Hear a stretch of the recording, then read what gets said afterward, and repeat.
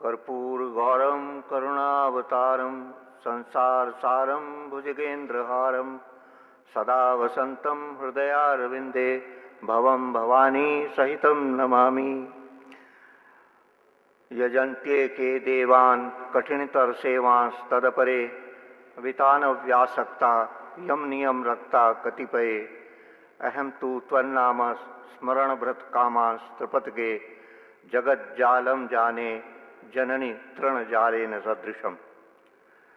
यह पंडित राज जगन्नाथ जी द्वारा लिखी गंगा लहरी का एक श्लोक था और इसका अर्थ है कि बहुत सारे लोग अलग अलग देवताओं की तरह तरह से उपासना करते हैं, प्रार्थना करते हैं, और कुछ लोग ऐसे हैं कि जो यम नियम तपस्या में आरक्त रहते हैं देवताओं को प्रसन्न करने के लिए। परंतु जहाँ तक मेरा प्रश्न है तो हे त्रिपथका गंगा माता, मैं तो बस तेरा नाम लेकर ही इस संसार के बाकी सब जंजालों को तिनके के जालों की तरह मानता हूँ।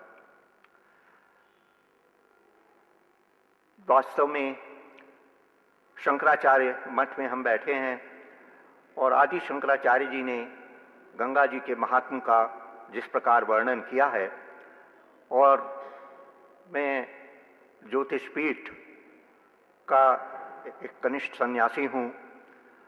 ज्योतिषपीठ के जगत गुरु शंकराचार्य ज्योतिषपीठाधीश्वर एवं द्वारका शारदा पीठाधीश्वर हमारे गुरुदेव महाराज की प्रेरणा से हम लोग गंगा सेवा के कार्य में जुटे हैं। यूँ तो भारतीय संस्कृति, और भारतीय संस्कृति में केवल जिसे हम हिंदू संस्कृति कहते हैं वो ही नहीं, अपितु जैन, बौद्ध, सिख जितनी भी धाराएं हैं वो सभी धाराएं प्रकृति को ब्रह्म का एक स्वरूप मानती हैं और प्रकृति के सभी भागों की उसी प्रकार आदर करते हैं, पूजा करते हैं जैसे स्वयं परमात्मा की। ये पाश्चात्य सभ्यताओं से, जैसे ईसाई या जुडाई या इस्लाम, उनसे भिन्न हो जाता है, जहाँ वो प्रकृति को भगवान के बराबर का या स्थान का नहीं रखते। परंतु जहाँ तक गंगा जी का प्रश्न है, गंगा जी हमारे लिए केवल प्रकृति का भाग नहीं है। गंगा जी सुरसरी देवताओं की नदी, संसार की नदी नहीं, स्वर्गलोक की देवताओं की नदी, पुण्य सलिला है, ब्रह्मद्रवी हैं। गंगा जल को हम ब्रह्मद्रव मानते हैं, केवल जल नहीं। सनातन धर्म में 18 पुराण हैं, 18 में से 11 में गंगा जी का वर्णन आया है और लगभग सभी में गंगा जी को एक पृथ्वी की नदी का स्वरूप न मानते हुए देवी का स्वरूप माना है। वाल्मीकि रामायण में भगवान रामचंद्र जी ने स्वयं गंगा अवतरण की कथा जो उन्हें विश्वामित्र जी ने सुनाई थी, उन्होंने स्वयं वो सीता जी के लिए सुनाई। गीता में भगवान कृष्ण ने तो स्पष्ट कहा कि जल धाराओं में मैं गंगा हूं।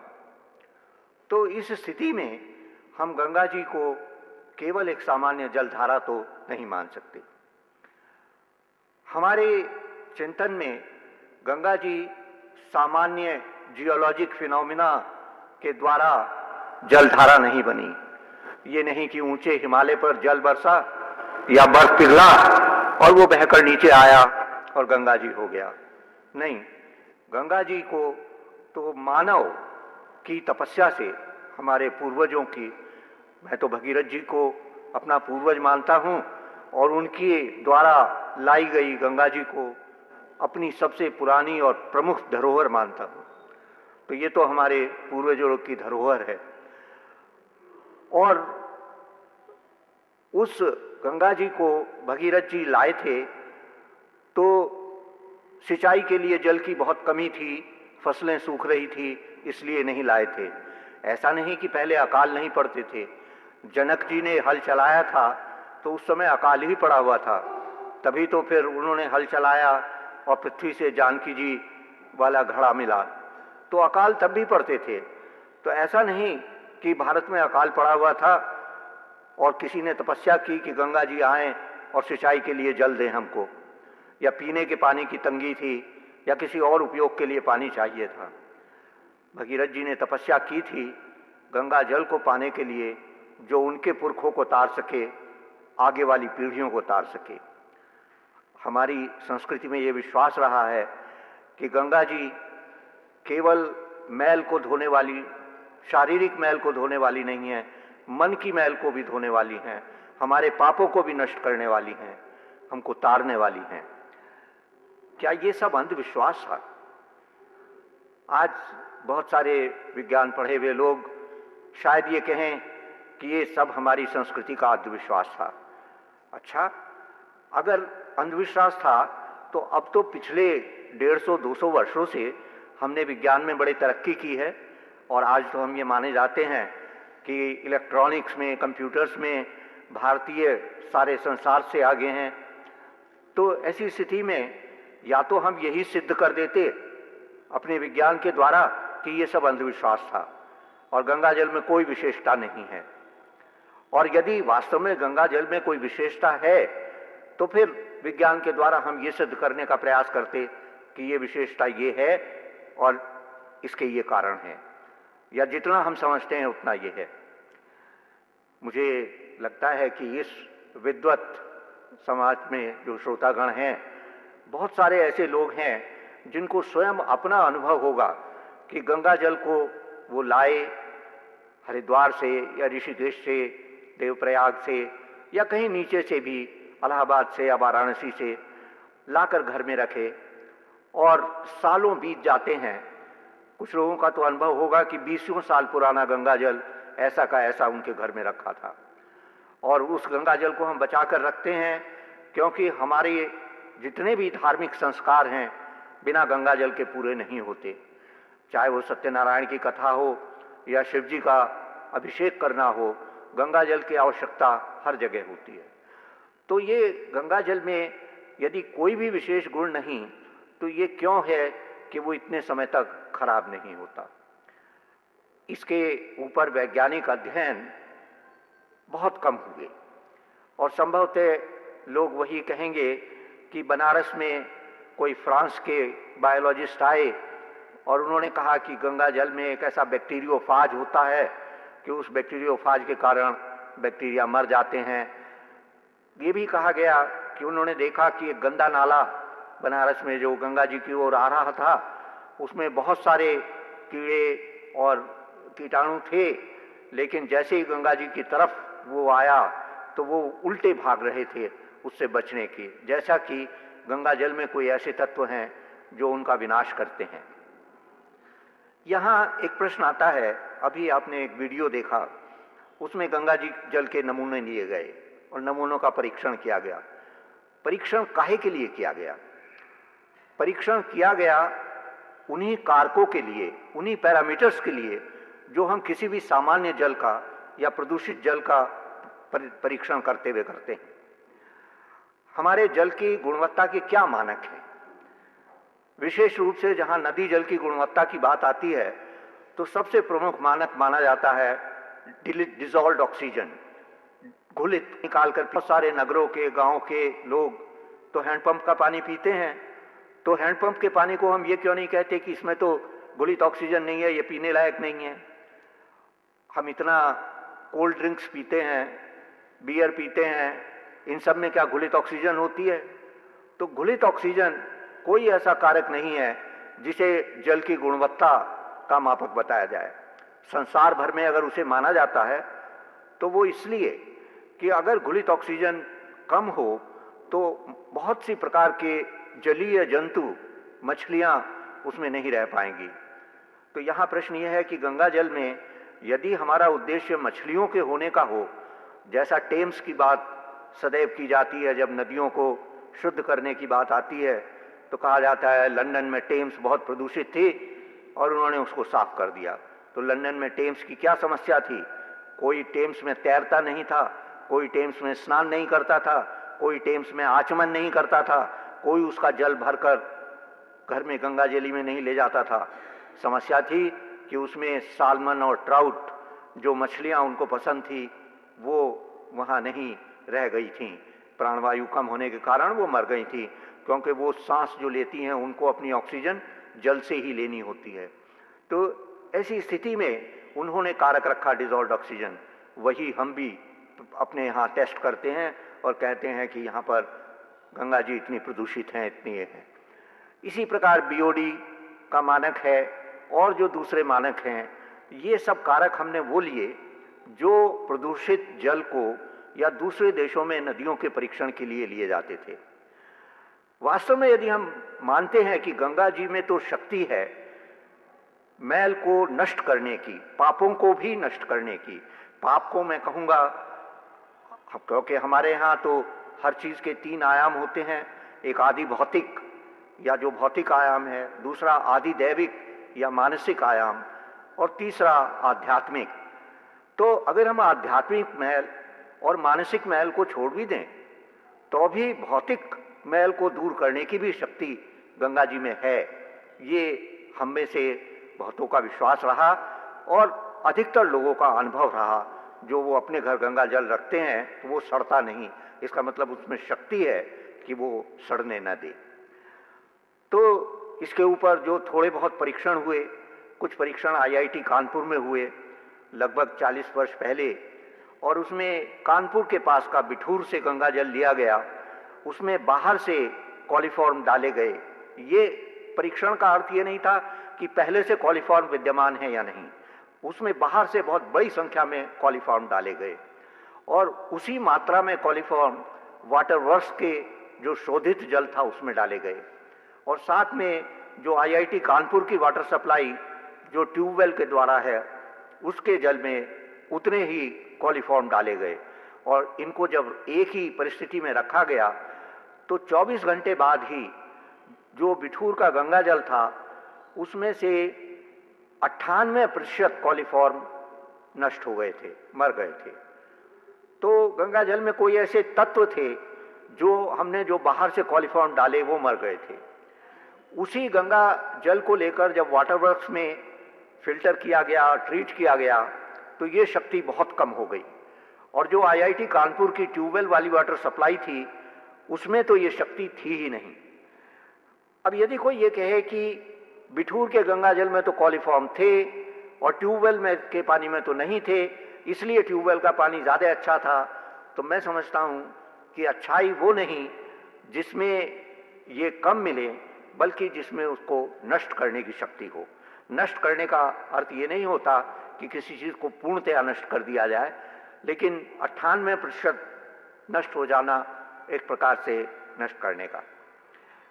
अन्य अध्ययन जो आईआईटी कानपुर में हुए, गंगा जी और यमुना जी दोनों में जो प्रदूषण नालों के द्वारा गिरते हैं, उन प्रदूषण को कितनी तेजी से वो नष्ट होता है या दूर होता है। और इसमें फिर ये पाया गया कि गंगा जल में जो प्रदूषण को नष्ट करने की शक्ति है, जो उस समय पाया गया, ये बात 40-45 साल पहले की है, तो उस समय तक तो कम से कम ये स्थिति थी कि गंगा जल की प्रदूषण दूर करने की, सामान्य प्रदूषण नगरों का सीवेज में जैसा प्रदूषण होता है उसको नष्ट करने की शक्ति 20 गुना थी, और यमुना जी में वो शक्ति लगभग 8 गुना थी। तो यमुना जी को उसी स्तर पर नहीं रख सकते जिस स्तर पर गंगा जी थी। बहरहाल ये जो प्रश्न है कि क्या गंगा जल में कोई विशेषता है, इसके ऊपर गंभीर अध्ययन केवल 2002 के बाद नागपुर के national environmental engineering research institute में किए गए, और उन्होंने जो भागीरथी जी और अलकनंदा जी का जल है उन दोनों का गहन परीक्षण किया और ये पाया कि गंगा जल में कुछ रेडियो एक्टिव तत्व हैं जिनमें रेडियम भी है, थोरियम भी है, और ये तत्व हिमालय की चट्टानों से निश्चित रूप से, क्योंकि यहाँ श्रोताओं में जियोलॉजिस्ट भी कुछ लोग हैं जो जियोलॉजी को समझते हैं, स्पष्ट है कि हिमालय की चट्टानों में इस प्रकार के तत्व होना कोई असमंजस की बात नहीं है। और इस प्रकार नीरी का ये कहना था कि गंगा जल में जो रेडियो एक्टिविटी है वो संसार की अन्य किसी भी नदी से, केवल भारत की नहीं, संसार की अन्य किसी भी नदी से कम 1.5 गुना है। और वो इस तरह ऐसा नहीं है कि जो मानव को उपयोग में हानि पहुंचाए, परंतु स्पष्ट ही जो जीवाणु या कीटाणु हों विशेष रूप के, उनको मारने की शक्ति ये रेडियो एक्टिविटी से भी हो सकती है। दूसरे उन्होंने ये पाया कि जो कॉपर और क्रोमियम वहाँ के साद में है, जो सेडिमेंट है, फाइन सेडिमेंट, वो कॉपर और क्रोमियम यदि हम बोतल में या डब्बे में जल रखते हैं तो जो नीचे एक बहुत पतली सी तह बैठ जाती है, जो कई बार देखना भी मुश्किल पड़ता है, उस तह में ये कॉपर और क्रोमियम रहते हैं। और यदि ऊपर कोई कीटाणु या जीवाणु हो ऊपर के जल में, तो ये क्रोमियम उसमें से रिलीज होता है, उसमें से बाहर निकलता है जो नीचे साद है, और ऊपर जाकर उसको नष्ट कर देता है जीवाणु को, और फिर नीचे आ जाता है। तो यदि जल को टेस्ट करें तो उसमें क्रोमियम या कॉपर नहीं मिलेगा उस मात्रा में, लेकिन अगर उसके सेडिमेंट को टेस्ट करें तो ये मिलेगा। अब यहाँ ये प्रश्न उठता है कि अगर जो ये सेडिमेंट है इसी को हम दूर कर देते हैं तो फिर ये क्या क्षमता गंगा जल में रह जाएगी। और उनका इसके साथ साथ एक ये और उनका निष्कर्ष था कि गंगा जल में बहुत सारे ऐसे कॉलीफाज हैं, और कॉलीफाज वायरस होता है बैक्टीरिया का, और वायरस की एक ये विशेषता होती है कि वो एक ही प्रजाति के जीवाणु को अपना होस्ट या मतलब मेजबान बना सकता है, क्योंकि वायरस स्वयं अपने आप प्रजनन नहीं कर सकते, न वो भोजन ले सकते हैं, वो केवल दूसरे किसी जीवित प्राणी में, जीवित बैक्टीरिया में, अपने होस्ट में अंदर जाकर और उसके तंत्र को कब्जे में लेकर उसके आधार पर अपना प्रजनन करते हैं। तो ये एक विशेष वायरस के लिए विशेष प्रजाति की आवश्यकता होती है। लेकिन जो गंगा जल में वायरस थे वो मल्टी होस्ट थे, मतलब जैसे ब्रॉड स्पेक्ट्रम एंटीबायोटिक्स होती है और आजकल ब्रॉड स्पेक्ट्रम इलेक्ट्रॉनिक डिवाइसेस आती हैं, तो इस तरह से जैसे ये जो वायरस या बैक्टीरियोफाज गंगा जल में उन्होंने पाए, ये मल्टी होस्ट थे, बहुत सारी प्रकार के जीवाणुओं को नष्ट करने की क्षमता एक ही वायरस रखता था। स्पष्ट ही जो नीरी की खोज थी, क्योंकि उनके परिणामों में भी कई प्रश्न थे कि अगर ये है तो ये क्यों आगे नहीं किया गया, और उनका कहना था कि हमको तो ये टिहरी डैम कॉरपोरेशन ने पैसा देकर काम कराया, और जितना पैसा दिया या जो काम उन्होंने करने को कहा उतना ही तो हम करते, उससे ज़्यादा क्यों करते। पर उनके परिणामों में एक ये था कि अब टिहरी बांध बन जाने से 2 साल पुरानी है कि अभी चिंता की कोई बात नहीं, क्योंकि टिहरी डैम के नीचे भी तो भागीरथी जी का कुछ अंश बचा है, उसमें भी और ये कण मिल सकते हैं, तो क्या पता वहाँ पर उस प्रकार की चट्टानें हैं या नहीं, और उसी प्रकार के कण मिलेंगे या नहीं। फिर उन्होंने कहा कि नहीं, अलकनंदा जी में भी ऐसे हैं, और अलकनंदा जी पर तो अभी बांध नहीं बने हैं, तो इसलिए चिंता की कोई बात नहीं, अलकनंदा जी से आ जाएंगे। पर मित्रों, और जैसा कहा गया, आप में से अधिकांश गंगा भक्त हैं, अलकनंदा जी ही की ये स्थिति कब तक रहने वाली है। अलकनंदा जी गंगा जी की दूसरी प्रमुख धारा हैं, और मुझे लगता है कि इस समय यदि मैं आपको वो चित्र दिखलाऊं तो क्या आप वो पहले उसमें से उसको प्रोजेक्ट करेंगे। मैं ये नहीं जानता कि आप कितना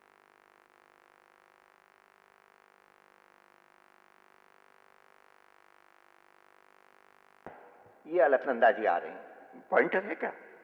अच्छा, तो टिहरी से आने वाला जो ये जल था वो तो रुक ही गया। टिहरी बांध ये है, इधर से भागीरथी जी आई, ये अलकनंदा जी आ रही। अलकनंदा जी में यहाँ श्रीनगर है, और श्रीनगर में एक बांध बनकर पूरा हो गया है, और शायद इस मार्च तक वहाँ बिजली उत्पादन प्रारंभ हो जाएगा।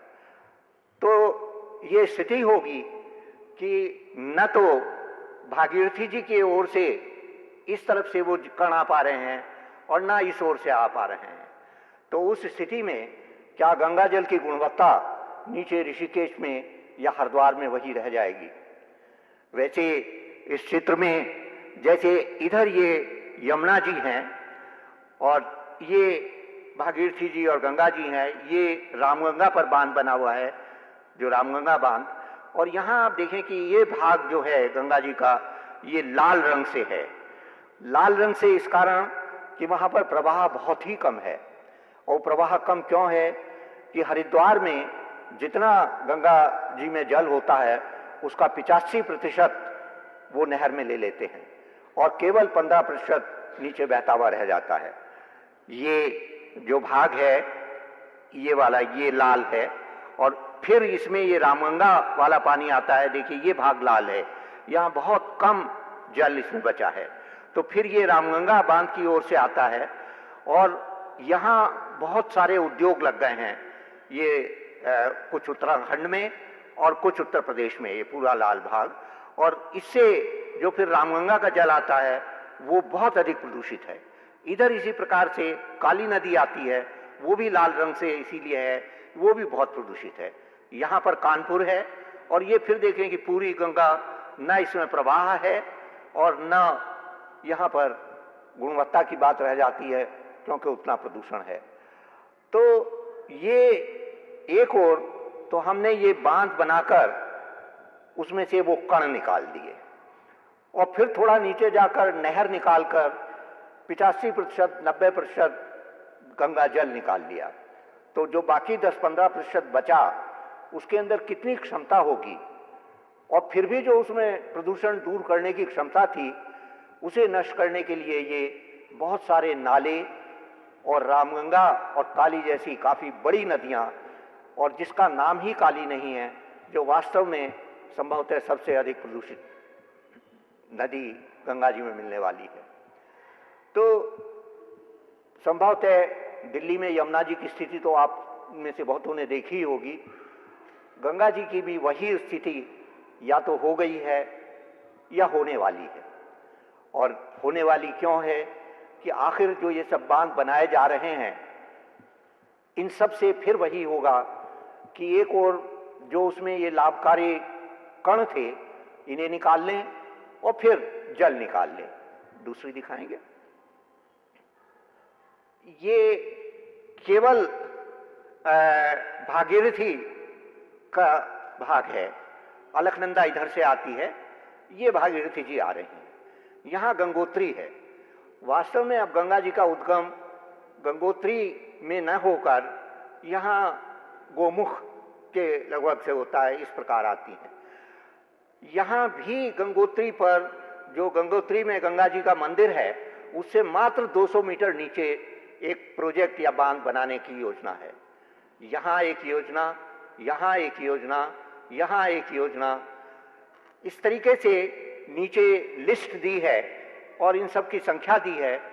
तो टिहरी बांध यहाँ बना है, ये भिलंगना इसकी एक प्रमुख सहायक है, इसके ऊपर 2 प्रोजेक्ट बन गए हैं और यहाँ मनेरी भाली फेज 1 और फेज 2 बनकर चालू भी हो गए हैं। तो इस स्थिति में भागीरथी के ऊपर लगभग 40 प्रोजेक्ट, अगर ये सभी परियोजनाएं बन जाती हैं, और इनमें से ये 3 परियोजनाएं भैरव घाटी, पाला मनेरी और लोहारी नागपाला, इनको 2010 में, मतलब लगभग 2.5 वर्ष पूर्व केंद्र सरकार ने रद्द करने का निर्णय लिया था। तो अभी तक उन योजनाओं पर काम नहीं चल रहा है, पर यदि वो बन गई होती तो एक प्रकार से भागीरथी टिहरी बांध से ऊपर ही नष्ट हो गई होती। और टिहरी बांध के बाद तो ये कहना कि ये भागीरथी आ रही है, इसका कोई अर्थ ही नहीं है। दूसरा लगा, तीसरा ये अलकनंदा जी का है और इसमें आप देखें कि यहीं से परियोजनाओं की ये जो संख्या पड़ी है, और ये सब ऊपर लिस्ट दी हुई है उनके नाम और वो, कि इनमें से कौन सी परियोजनाओं पर काम चल रहा है और कौन सी प्रपोज्ड हैं। तो आप ये संख्या देखें, 23 है, ये 24 है, तो 24 तो अभी प्रस्तावित और हैं जिन पे काम नहीं शुरू हुआ, और कुछ पूरी हो गई हैं और कुछ बन गई हैं, तो सब मिलाकर लगभग 36-37 परियोजनाएं।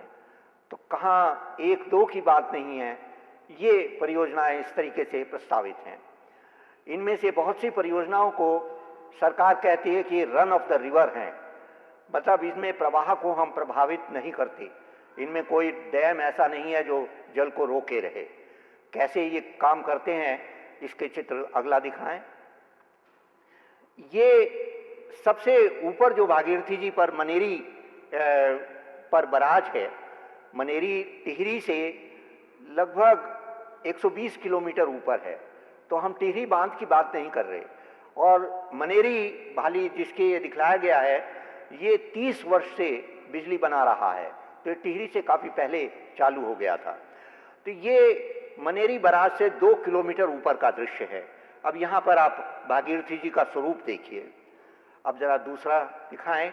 ये वो इसके लिए बना हुआ है जिसको कहते हैं रन ऑफ द रिवर, और ये आप देखें कि उसके नीचे तो लगभग कुछ भी जल नहीं है।